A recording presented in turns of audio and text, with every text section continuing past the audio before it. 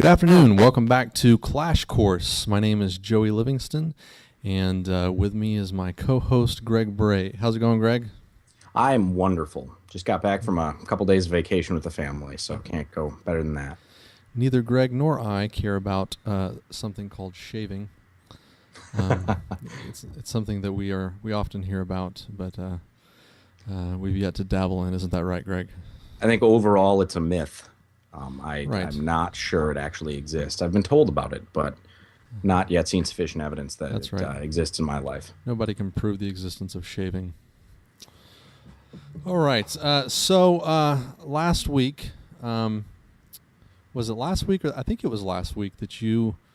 I just want to I want you to clarify your statement, because at the end of the show, I thought you were telling me that I was cheating. No. At the end of the show, I said that I feel like you moved a piece to the opposite end of the chessboard and yelled "King me," which doesn't mean that you were cheating. It means that you were playing by a completely different set of rules than I was. And Gotcha. Okay. within that framework, I think that the rules you were playing with were just and sound. I just didn't feel like we were playing the same game at the end of the discussion last week. I mean, did you really think that I was going to try to prove the existence of your typical theistic God? I even said at the beginning of the argument that I didn't think that God was provable. Well, I mean, you said a conscious and willful creator, and I guess and significantly larger than ourselves, and I just had not anticipated the argument that is basically Gaia, the spirit of the earth. That was a very pagan argument for you to be making, so I was surprised.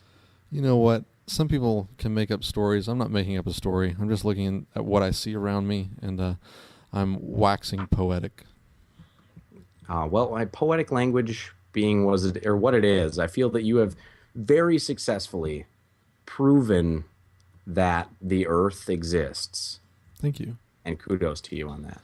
You also admitted that it had a conscience, and a will. That it could certainly be considered as such, yes. Yes. Thank you. Let's see. Let's just mark the time there. I want to capture that for my own personal library. All right. This is me saying, yes, Joey, you were right. Yes. The God that other people exist is impossible to prove, or the God that other people think exists is impossible to prove. The only reason that I do this show is for these moments. So you were right to shift the goalposts in such a way that you could prove a God. I did not shift the goalposts. All right, I just can't have you have a clean victory. That's not how this is going to work. We're going to try this again. Greg is he's learning to be more and more on his guard as we continue these discussions. Aren't you, Greg? I am, certainly. I need to recognize that the questions that you're asking, or the way that you're framing these, are ways that I need to be very conscious of the ways in which the loopholes, I guess I should say. Right. Now, more like a lawyer. I just want to show everybody my T-shirt. Sometimes I share my T-shirts. This one, you can't see this, Greg, but it is the typical evolution of man from ape to man. You know what I'm talking about. Yeah, right. The descent of man picture. But the last step is a large robo-mech turning around and grabbing the last man by the neck. I have a shirt similar to that, only the last one is a Scottish piper in full uniform. So that's the completed evolution of man. That is the final stage in human evolution right there. Anything from that point elsewhere is just downhill. All right, enough of this tomfoolery. Clash Course is a show where Greg and I argue until somebody decides that they want us to shut up by taking our place. And that has yet to happen, though I have been challenged once. We have not finalized with that person what I'm going to speak with him with. We thought that his name is Brett Florio, and he had challenged me to a debate, and thought maybe he would be here today because Greg didn't think he was going to make it. But he wasn't able to make it because he wasn't going to have internet access today either. But if you feel like you might be able to fill my shoes better than myself, or Greg's shoes better than him, and you don't even have to make my style of argument. If you are a theist who believes in the existence of hell and you think you can make a strong argument, I invite you to come on this show and sit down and speak with my atheist enemy, Greg, and really show him what you're made of. Really put him in his place, his atheist place. And if you feel like you have a bigger head, a bigger brain than Greg does, and you can really stomp all over my game of checkers, then you're welcome to sit down in Greg's place and really show me what chutzpah you've got. Let's see, I got a text message here. All right. So typically what we would do at the end of a discussion, which Greg and I have just finished up, my third consecutive victory, typically what we would do is I would allow Greg to have a turn to pick the topic, because I don't. This show does have an informal format. I do want to say this. This show has an informal format. It is not formal debate. We are having fun, and I'm not being insincere unless I say I am, like when I took the position of Calvinism. And I'm not trying to trick anybody, and nor is Greg, but we talked about this earlier.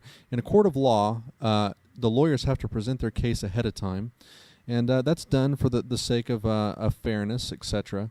And we don't do that on this show, and it's not because we don't want to be fair to one another, but because we like the element of surprise. Greg, I have in my pocket evidence that the Bible is as valuable as our modern science books. And Greg says, really? Well, I'll bet you don't. And then before I make such a statement, because this could be a very, very short discussion, I need to ask you, what do you mean by valuable? So that's what we're going to be talking about today. Typically, I would let Greg pick the topic, but Greg often, when I ask him to brainstorm things, he comes back with what in his science is often called a black hole. He doesn't come up with anything. Did you, Greg? You didn't come up with anything. No. I try not to think about you outside of the context of the show, though. So, when I abuse you, there's no need to abuse me back. So, anyways, we're going to be talking about my topic, which I suggested last week, which is that the Bible is as valuable as modern science books. So, that's the position I'm going to be taking, and Greg is going to be taking this position. No, it's not. Now, Greg, let's proceed and begin to agree on terms and definitions. And once we get 5 minutes into it, you may want to back out, and so I'll give you that opportunity. All right. All right. So that's the only thing, is I'm not sure I can take a no, it's not position until we've defined what we mean by valuable. The rest of the terms I'm pretty well comfortable with. We've defined what we mean by the Bible in the past.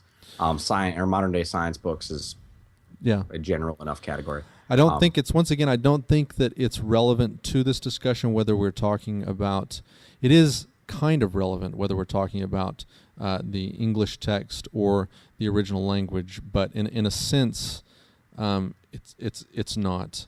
The English text does not say exactly what the original text says. It does not convey the exact same meaning, but I'm not going to make that an issue here. I will say that I would prefer to argue from the position of the original texts, though they don't exist, or as far back as we can go.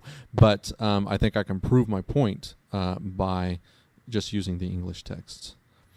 I'm not going to argue semantics with you on this one as far as the Bible goes. I'm happy to say, considering your record with the last argument, you might want to argue semantics just a little bit in this. Well, I mean, as far as the Bible, for the sake of this argument, I am more than happy to grant you that, and I know that we both recognize that this is not the case, but this is the way that all these discussions start. Greg, his typical statements are, I am more than happy to grant you. I would be glad to let you proceed in that direction. And then by the end of the discussion, it's, I should have never granted you that. I should have never allowed you to do that. I do open up huge doors and see what happens, but it's more fun that way. I'm happy to grant you without any sort of pretext the idea that the Bible in modern translations that we have, if you want to pick a translation, is representative of the original text. I know that that's not true. You know that that's not true, but I don't feel the need to go back and say, well, because this has been translated and because it's been this, we can just go ahead and do away with all of that side of the argument and say that the Bible as it stands is representative of the intentions of the original authors, and go from there. Okay.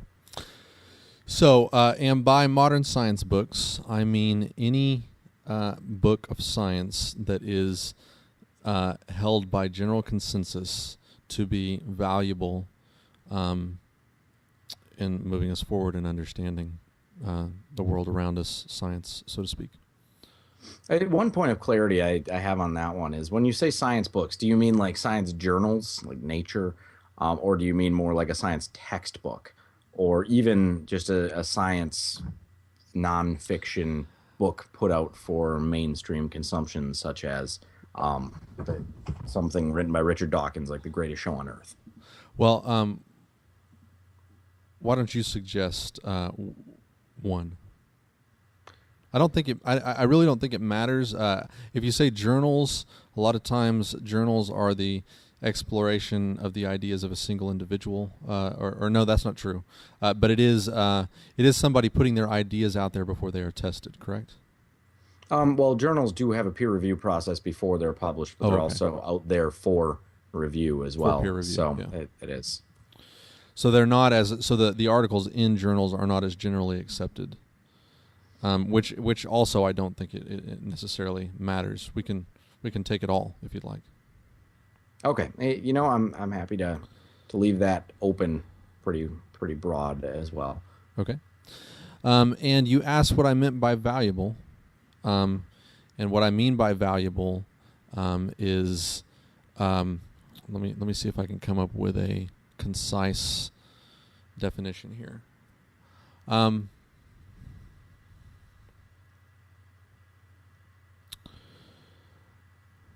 I mean valuable in the context of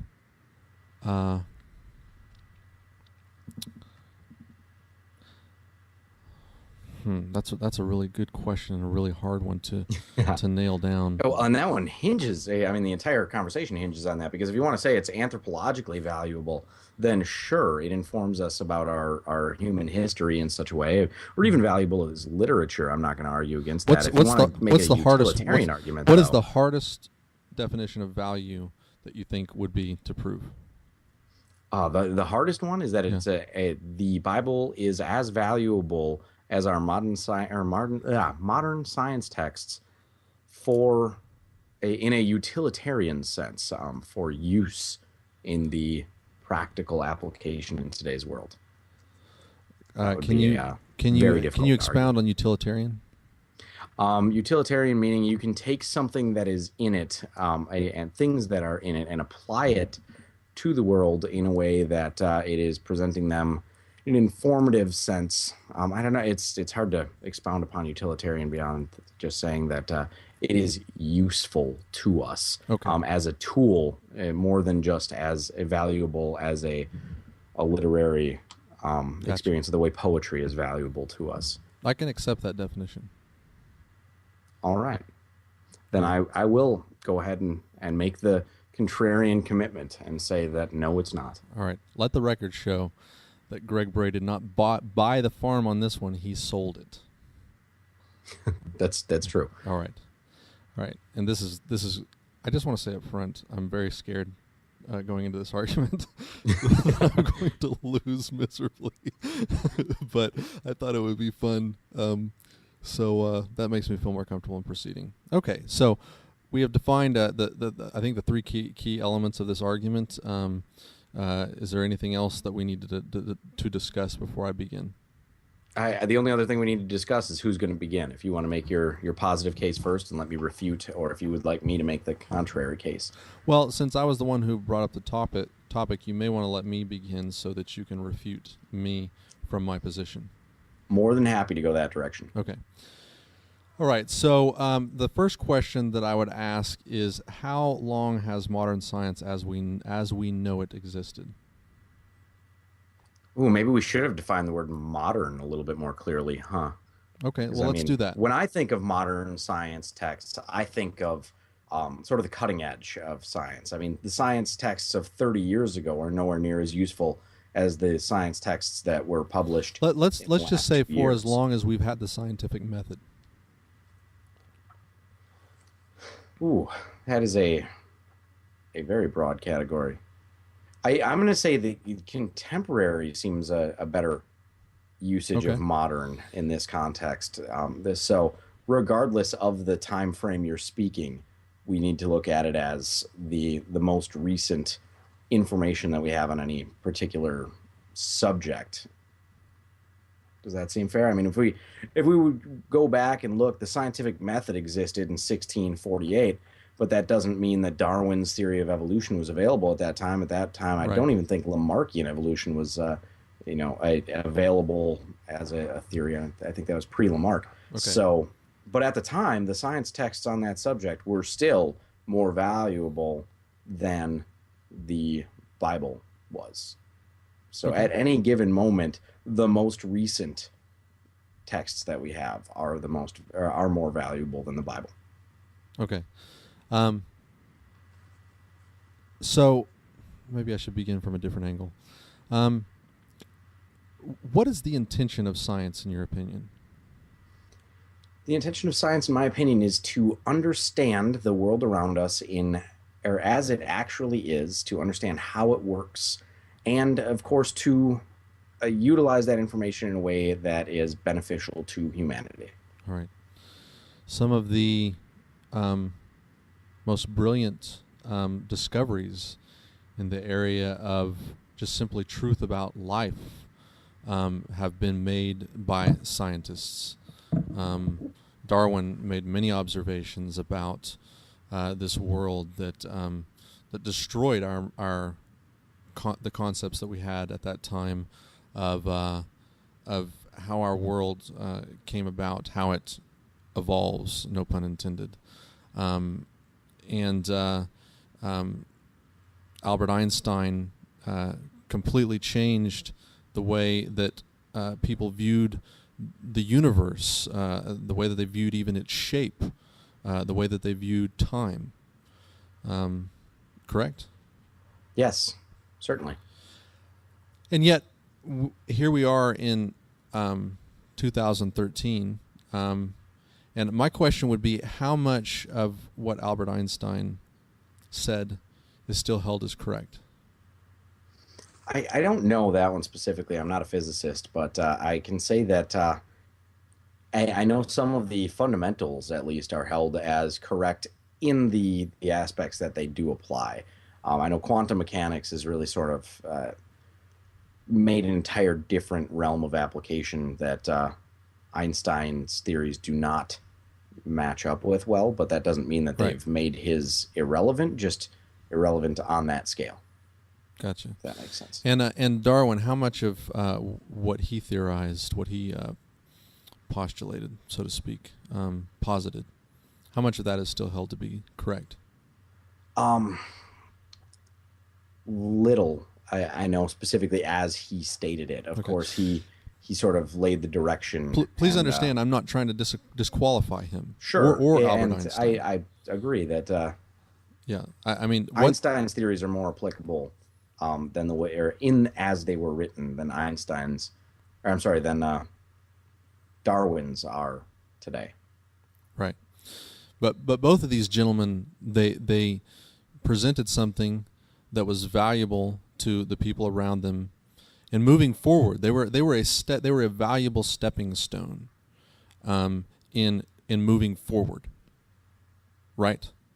Correct. Yeah. Okay. Exactly the point that I'm trying to make. The science books that existed in the time of Einstein and Darwin. How much of those science books today do we hold to be correct in your estimation? Very few, if any. I mean, the books in their entirety, we probably would not hold to be correct if we were to judge it as a single entity. But of course, aspects of each book may still be held to be true. Right. And so the science books that we have today, do we expect those science books that even the majority of what those science books say, do we expect them to be held as truth 100 years from now? We expect probably more of them to be held as truth than it's sort of a But that's what we logarithmic expected scale, 50 I years ago. think. That's true. And I would say that the textbooks of 50 years ago are more useful to us today than the textbooks from 50 years ago were of use to them at that point, if that makes sense. So you're suggesting that we're on a curve. Right. I think it's a sort of an exponential growth, is sort of a format where we are, as we discover more, we can tie things down to a greater level. And therefore, anything that was true and useful in the old science books is, of course, still going to be contained in the new ones, but we will have built off of that and contain more true and useful things today. So by that simple linear growth, we'll have more use in today's science books than we had in last week's. Okay, I can accept that. I don't know that. I mean, I think that it's probably more likely that you're correct, but it does not mean that the information that we hold in today's science books will always be held as true. Correct. Yep. And I would say that it would be incredibly arrogant to make or to take the position that the information as a whole in the science books that we have today should be considered true. Right. Let's talk about, let's get back to a question that I asked at the beginning, which is, what do we, when we say modern science, what do we mean by that? And I would back off. I would remove an adjective from that, and I would say, what do we mean by science? Because there was a day when what was meant by science is considered utterly ridiculous today. Like, I'm not even talking about the times when doctors bled their patients to try and heal them. I'm talking about a day when people were dead set on ideas like they could take certain elements and turn them into gold. Alchemy. Mm-hmm. There was a day when that was considered to be science. That's true. So when do we stop calling what man was postulating as what he believed to be true, what he believed to be possible? When do we stop calling that science?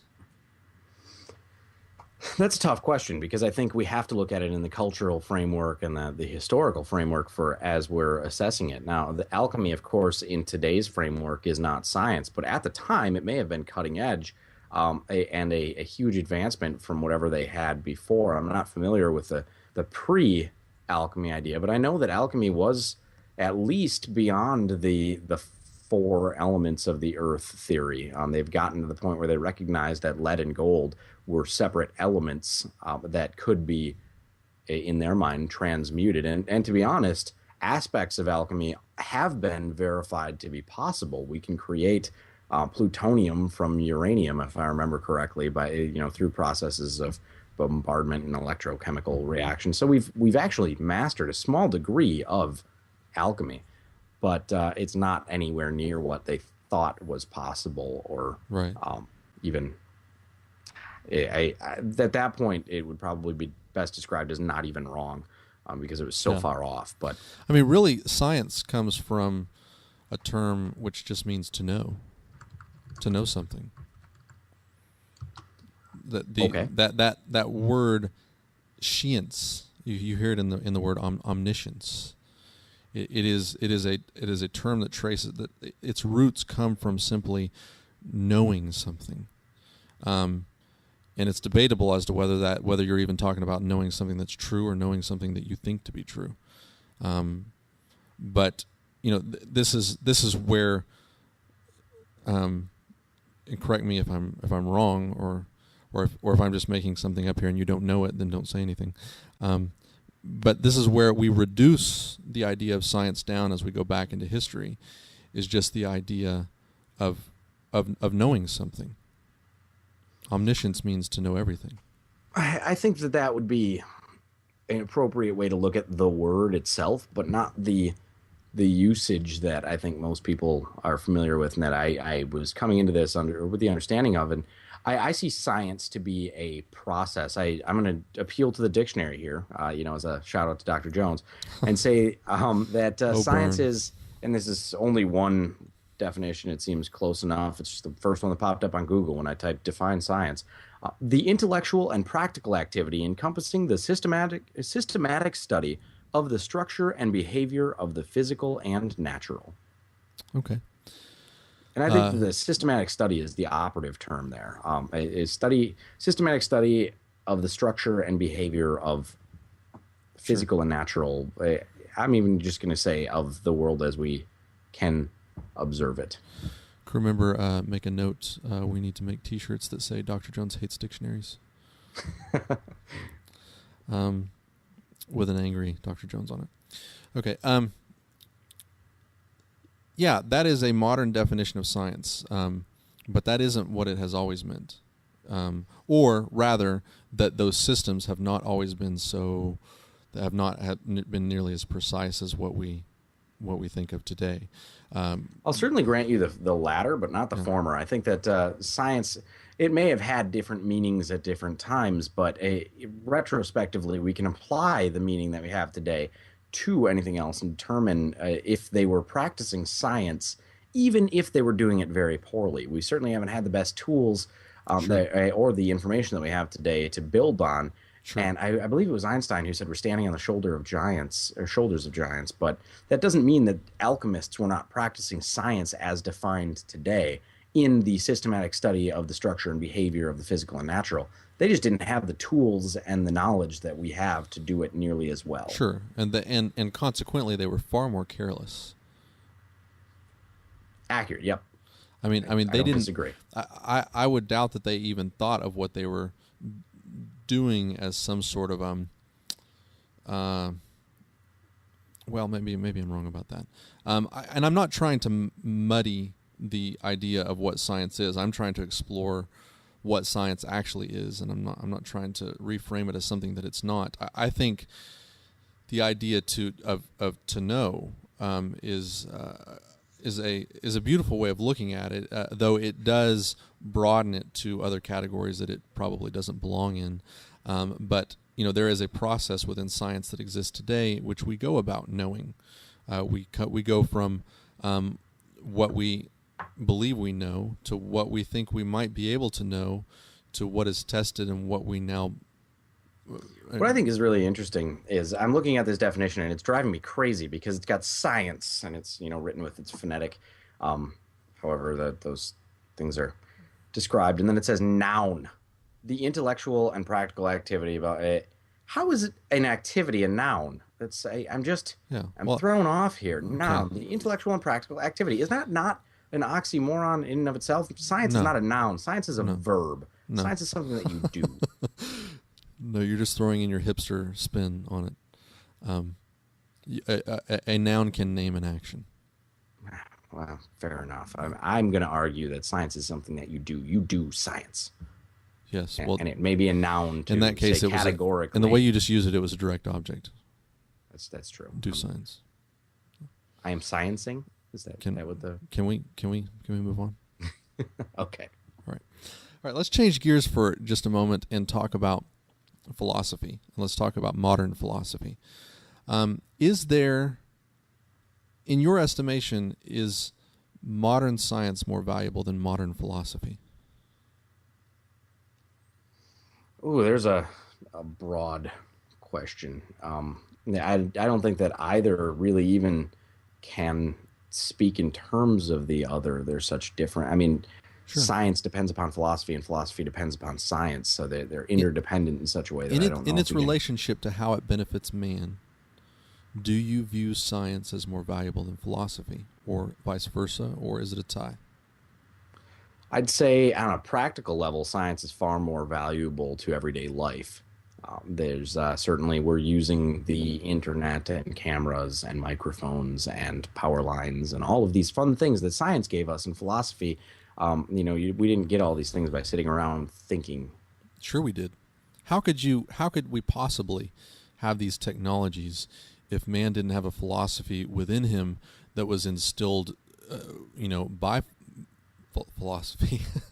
Well, there's a difference, though, between saying a particular philosophy or saying philosophy in general. Philosophy in general is sort of thinking about stuff. I am speaking in general, because science, and you just like we're taking science in general and bringing it down to specific examples, I am now taking philosophy in general and bringing it down to specific examples to point out practical uses. You brought it down to specifics to point out the practical uses of science. So in general, now pointing out the practical uses of specific philosophy. It is the philosophies that we hold that allows us to work together as a team, to stay positive when we make a mistake, when we don't get it right, when we do experiment after experiment, and the microphone in our computer is not working yet. We haven't invented it yet. It is the philosophy that has been placed within us that keeps us going and keeps us working together. And without a good philosophy, we would not be able to invent all the technologies that we have. We would not be able to put our heads together and have better science, more accurate science. Wouldn't you agree? I think that you're using philosophy in an extremely broad sense, and that most philosophers would be extremely upset with. You're speaking of it in a way that it applies to attitude or personality or general worldview. And I mean, you could certainly say that's my philosophy, and that is a common enough usage of it. But when we're trying to compare science and philosophy, I think that we need to look at both of them, their academic usages. But science has no practical application until you bring it to the practical application. Science creates theories, tests those theories, then begins to stand on the ones that have been proven to be right, and then people who are really smart take those theories and bring it to practical use. Is that not true? That is a fair point. I mean, the simple understanding of the world around us as it is really no more useful to us than there's philosophy. Again, I'm going to appeal to the dictionary here. The study of the fundamental nature of knowledge, reality, and existence, especially when considered as an academic discipline. Sure. And that, I think, is if we're going to go on that same exact broad sense, then you're right. Philosophy and science are both equally useless until applied to something. Sure. So I'll grant you that. But that's what I'm struggling for here is that the examples that I gave are not philosophy themselves, nor is a microphone science itself. I don't think that the examples that you gave are philosophy they're not. Are applications of philosophy. I think that they're psychology. They're I mean, again, philosophy in an academic sense here. How is an attitude that says, I'm going to keep working hard at this, even though I've been discouraged, in any way related to the study of the fundamental nature of knowledge, reality, and existence? Was it not philosophy? Was it not a philosopher who brought to this world democracy? I don't know. It was. It certainly was. Who was the was philosophers of Rome who in Greece who ushered in our modern politics. It was those men. I will grant you that. That's a very different example, though, than what you brought up before. Actually, it's a very good example of how philosophers taught us how to work together as a team.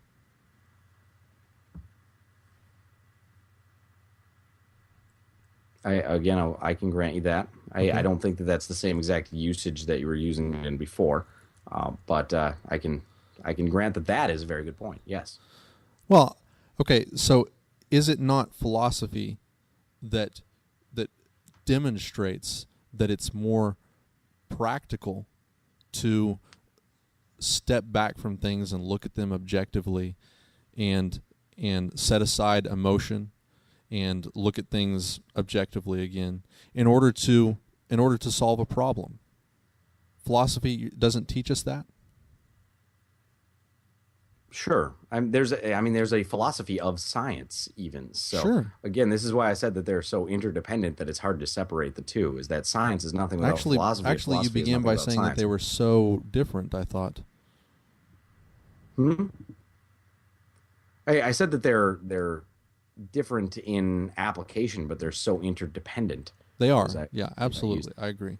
So yes, there's and frankly, science or philosophy itself without science is completely useless even in application because for us to apply something like democracy and say it's better is nothing but a an idea at that point until we put it into practical application and see if it's actually better by the values that we have chosen and that we can measure. If Sure. what we're trying to do is increase general freedom, increase economic growth, increase, I don't know, if we're trying to decrease crime or violence or illness, then these are things that we can measure using science, but we may come up with the ideas of what might work using philosophy. Once again, this is how they're so interdependent But upon but one another. but doesn't this make my point that both science and philosophy, first of all, are very independent, are very codependent. I totally agree. And that secondly, both of them at their most basic form are methods by which we create ideas and test them. Sure. Yeah, and I would submit that they are equally valuable, or that it is they are both so valuable that to try to um, uh, uh, you know that to try to compare one to the other and say, well, this one is valuable, that you would really have to begin to get very picky, and it's probably not worth the exercise. I mean, they are both very valuable, possibly equally valuable. I would submit that they are both equally valuable. Well, and I think that that's one of those constructs of the human psyche here is to say how valuable are they as a general concept is really difficult It's to very hard to define. quantify. It's very hard to quantify. And I mean, we have to say that they're equally invaluable, almost, in saying that their value is extreme but impossible to quantify until we define the application and saying, what is the value of philosophy in this aspect versus the value of science in this particular aspect, then Okay. we can certainly measure which is going to be more valuable using science, ironically. But And philosophy. that's true, using both to measure the value in that So respect. so both science and philosophy have very valuable practical applications. Yes, Yeah. I have no problem granting that. As a matter of fact, I'm pretty sure my brother-in-law would be extremely upset with me if I were to say that that's not true, as he's nearly achieved a PhD in philosophy and would, Right. I think, be rather offended. Well, I'll send him a positive email about you. So where are you going with this? How are you going to tie this into the Bible? Is then as valuable Well, before we as proceeded, modern day science? Before we proceed, I just wanted to have a long moment of awkward silence, which you broke, you ruined. But okay, so I think that that I'm ready to move on from that point. Let's see where to go from here. You can tell I'm not as confident about this particular topic as I was with the last one, can't you? I Do you smell blood? want to. Hey, you know what I want to project? I feel that you have made a very, very solid thus far case for something that you and I didn't disagree on in the first place. So now to apply that to the Bible is going to be a difficult task. But hey, more power to you, man. Okay. Well, let's talk about something else then. Let's just change this subject. Yeah, so let's have a new topic altogether. Now let's talk about see if I can talk about the technologies that we have today, and I don't want, at the cost of being redundant. I'm not trying to be redundant. I'm just trying to be thorough with building my arsenal before I launch them all upon you. So without being redundant about science or philosophy, let's talk about technology. Okay. So today we have things like We have things like knives. They're very sharp. They can cut our meat efficiently. Sean is laughing at me. They can kill quickly. But we didn't always have these knives. At one point in time, we didn't even have steel or metal. We had stone. I feel like this is going to go through like Guns, Germs, and Steel. The book about history, the tools we have. Silence. Is that where we're going? Silence. All right. Quiet. All right. So, Joey, I feel like I could save you some time in this if I were to just start attacking your position and letting you defend. Would you prefer that, or you still want to keep building up this arsenal? Because we've only got according to your clock, 4 minutes left, and mine it's 9. well, did you want this to last only one show? Yeah, I don't know. I figured I should have been able to just do away with this already, but you've been very pedantic at this point. So let's see if you want me to just start. I can give you a turn, but and you can. I'll tell you what. You can have the last words, but we'll continue this show. We'll continue this topic next show. And maybe you know exactly where I'm going. So I will hand the floor to you. All right. Now you've made me want to say where you're going with it, but instead I really am just going to argue with where you can't go with it. The idea that the Bible is just as valuable as modern science texts seems like the kind of thing that could be applied perfectly rationally and reasonably if we were to look at the Bible as a philosophical sense, or as a philosophical text, as even a science text in its time, and say that yes, at the time the Bible was written, or each manuscript within it, it was intended to be a philosophical or scientific text, or historical, or whatever you'd like to apply it, and there's value in that. But for us to look at the history of science and the history of philosophy, and to look back even 30, 40, 50 years, let alone 2,000 years, or, well, let's say 1,700 years, so we can encompass everything that was in there, and then to say, well, that the scientific writings are equally valuable today as they were at the day they were written, or to the things that are written today, is absurd. And I am more than happy to grant that the Bible, at the time it was written or compiled or distributed, even maybe at the time the Gutenberg press came around and it was widely distributed, was extremely valuable in many, many ways. One, it helped increase literacy to a huge degree. Great value in that. But today, the Bible is an outdated and antiquated text that contains all kinds of horrific ideas in it, and it spreads violence, hatred, and bad superstitious belief. So to try to say that that is just as valuable in a utilitarian sense as science is borderline sociopathic. To throw out Watch the all ad of hominems. the evil that's Watch held the in ad science. hominems. Go ahead. Well, I mean, to throw out all of the evil that's held in there and all the bad philosophy, and say that it was valuable at the time it was written, so therefore it has value, or in that respect, is, I think, begging the question to a degree that's completely unconscionable. So yes, the Bible had value at times, and it still has value in certain realms, but in a utilitarian aspect, the Bible does not have anywhere near the value of really any modern day science text, but especially not modern day science texts as a category. And that's sort of where I'm going to have to just rest my case and let you respond to that if you'd All like. right.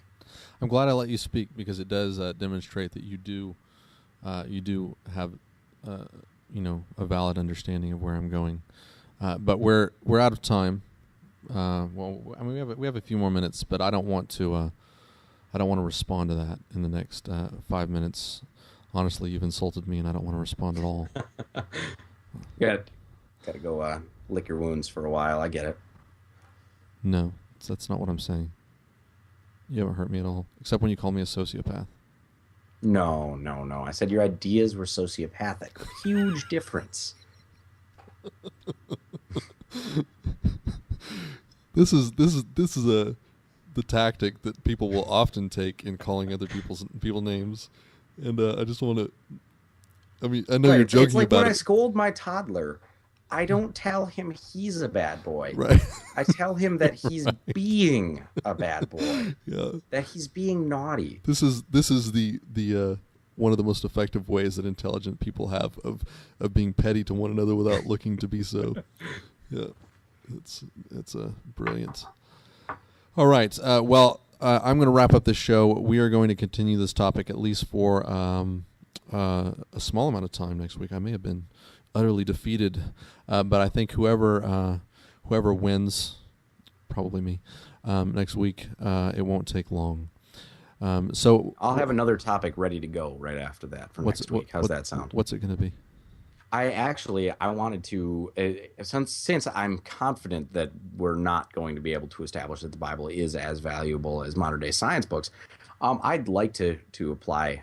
I mean, we did look a bit into the Bible being as valuable as any other religious texts, but I'd like to say, even specifically, the Bible is not as valuable as modern day theological texts that are written about the Bible.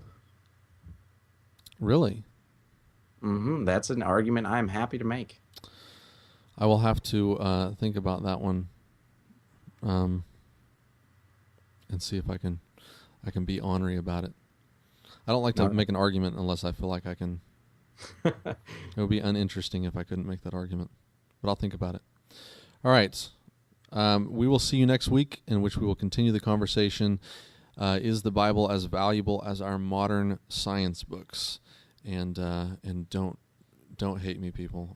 I have a point to make. Just stay tuned. We'll see you next week.